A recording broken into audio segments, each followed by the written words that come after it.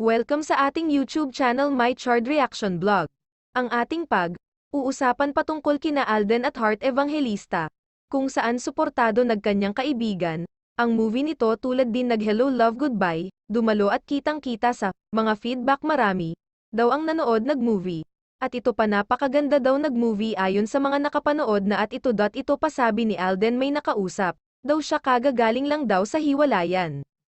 Kasi si Alden kasi nagbinta nag-tickets, at idagdag ko pa habang si Alden nagbibinta mga tickets, hindi po sinabi ni Alden kung sino yung tao. Yun, may bumili nag-ticket tapos kiniwento nito, kay Alden yung kung bakit sila nagkanyang girlfriend or boyfriend nag-break, at ito pa diba sabi ko kanina ito pa lang si Heart ay nagpa-black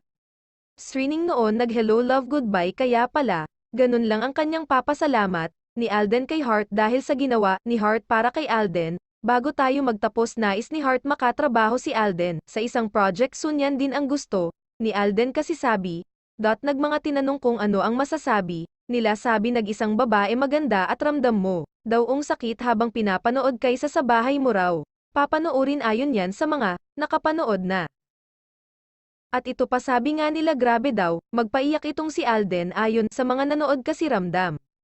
daw nila ang bigat at sakit pinagdaanan mga characters.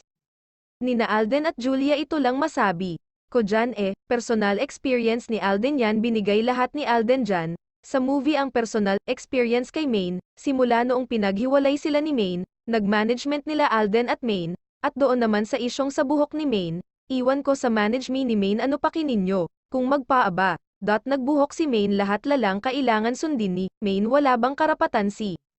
Maine na magdesisyon para sa kanyang sarili, kayo na nga yung sumere kay Maine diba simula, noong sa pilitan ipakasal kay Panot ito lang ang masasabi ko. Diyan halimbawa nasa lugar kayo ni Maine at Alden diba ilagay, ninyo ang mga sarili ninyo sa lugar nila. Tingnan ko kung ano mararamdaman ninyo kasi, hindi ninyo kasi alam at hindi ninyo naranasan ang mga yun, kung alam ninyo yun hindi ninyo gagawin kina Maine at Alden.